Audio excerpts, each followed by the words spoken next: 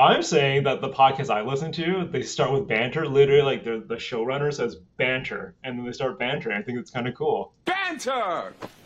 Wait, is that cat? No. We're not doing the banter. Ozzy's not making it into this video. He doesn't know anything about finance. You're supposed to be animated again, saying why you hate banter. Hi, so we're here with Chris, who is one of the co-founders of Tanda. Chris, you want to introduce yourself and tell us a bit about what you do? Yeah, my name's Chris Chan. I'm one of the co-founders here at Tanda. I work on product management and also design and a little bit of business development, which is a fancy word of saying sales. So here's your warm-up question. None of the other founders got away from it, so you can't get away from it either. What high school trend or fad were you a part of? I'm going to date myself a little bit, but I was super early on this trend of something called the internet. I remember in high school, I was like on this computer emailing someone halfway around the world, and this girl walks by and goes, "What is that?" I said, "Oh, it's something called email." And I'm talking to someone halfway across the world, and she looks at me and goes, "That sounds like a stupid idea. No one's ever going to use it." And then she walked away. I thought, whatever. I kept going back at it, but turns out the World Wide Web, or the was it the information superhighway, became a thing. So I was super early in it, but yeah, it was the right trend. Let's hear a bit more about your personal origin story. So, as a first time founder, why did you decide that Tanda was the right idea to put your time and effort into?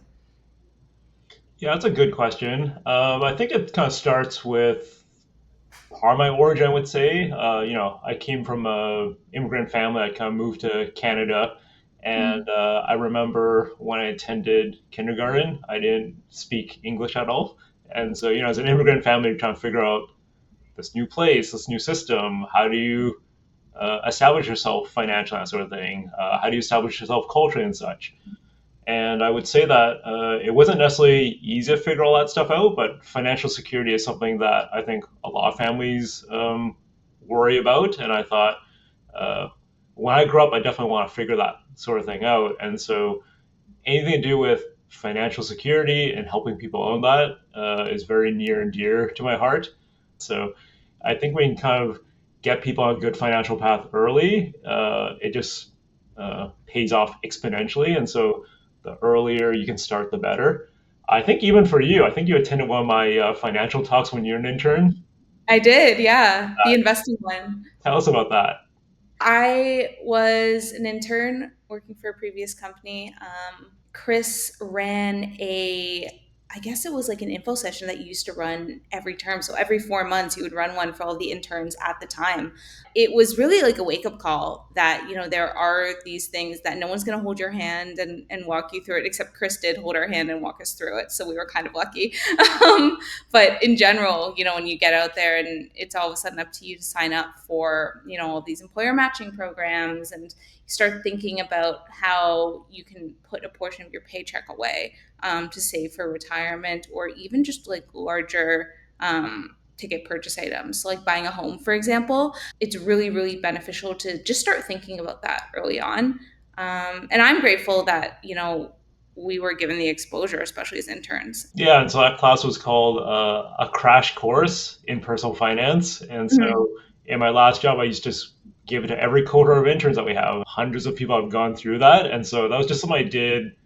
I really enjoyed doing. And I thought, even if you didn't pay me, I would continue doing that, right? And so when a company like Tanda comes around, we want to work on people's, financial security. I thought that was just such a great match with some of my passions, and again, something I would have done anyways. And so I think it just kind of aligns those interests very closely. If you get someone's finances right, it just unlocks a lot of things for people in life. It's very life changing for people. So it's definitely a very meaningful mission, I would say, for people. As a founder and also, working as a product manager, you wear a ton of hats at Tonda. You're kind of just putting out fires everywhere. Give us one interesting thing that you've worked on lately. Yeah, so a project we've been working on is we've been working on a new Tanda app, and part of that design process involves taking a lot of learnings from our first app and then seeing what worked, what didn't, and Mm, conceptually come up with the new app, come up with designs, and then testing it with users, see how they feel about it, does it solve the problems they need, and that sort of thing. So I think the interesting thing about this time around is, again, we take a concept idea, we mock up in a design tool, and then we meet real users and show it to them. And this happens in a span of like 2 days, and then we rinse and repeat, right? Get the learnings from those users, come with new concepts, design, go back out and get feedback. And so I think over 6 weeks, we probably interviewed with over, I don't know, 50, 60 people. And that's just a very fast design process for us.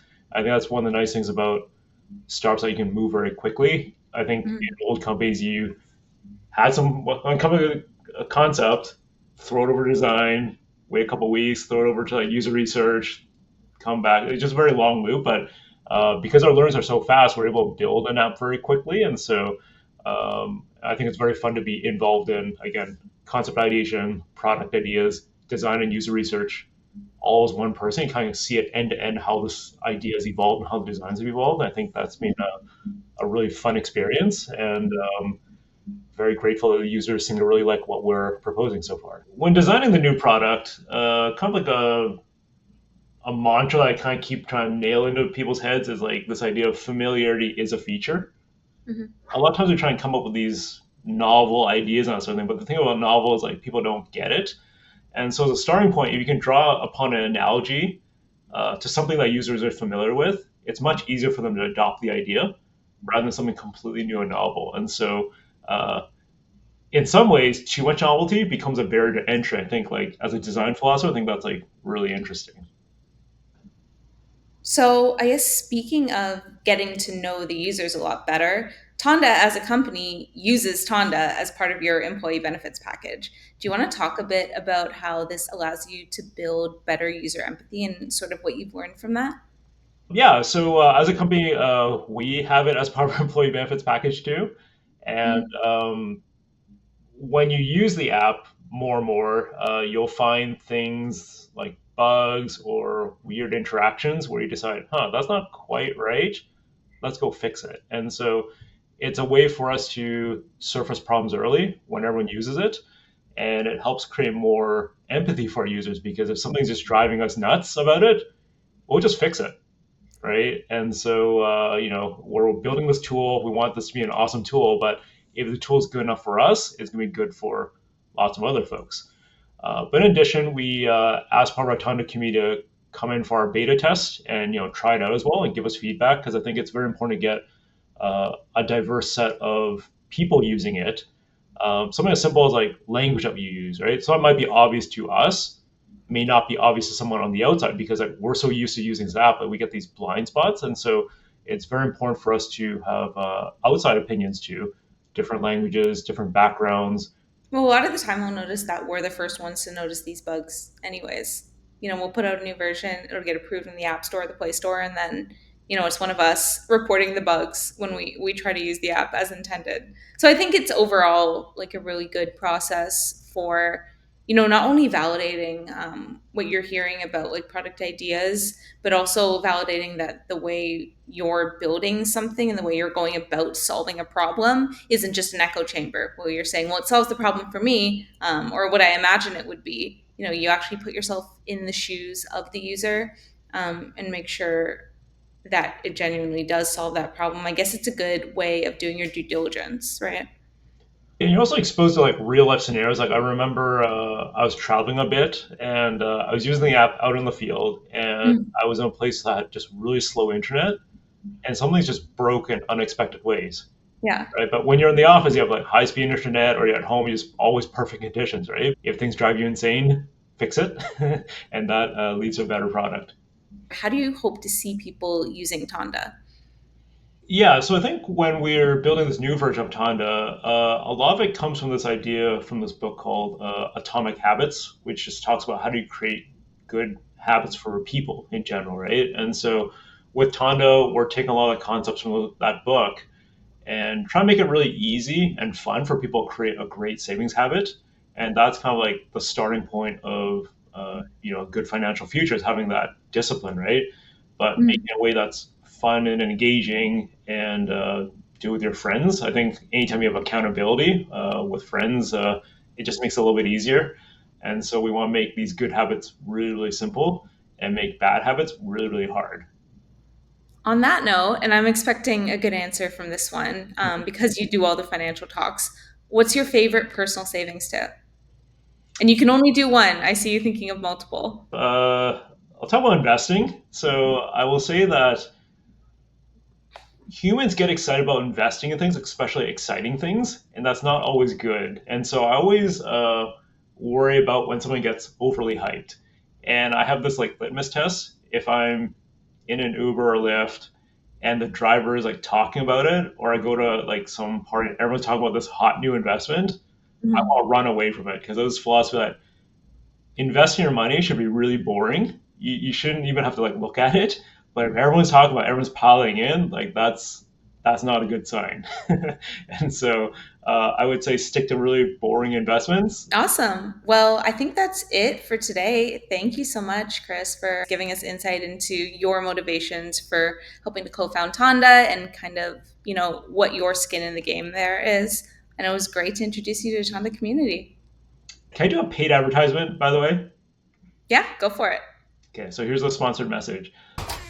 Good news, everyone! So Tanda currently is beta testing a new version of the app. And if you're interested, please drop a comment or a direct message to us, and we might send you a secret beta invite. So come on by and give us feedback about the app. We would love your feedback, and it'll help us make the product better.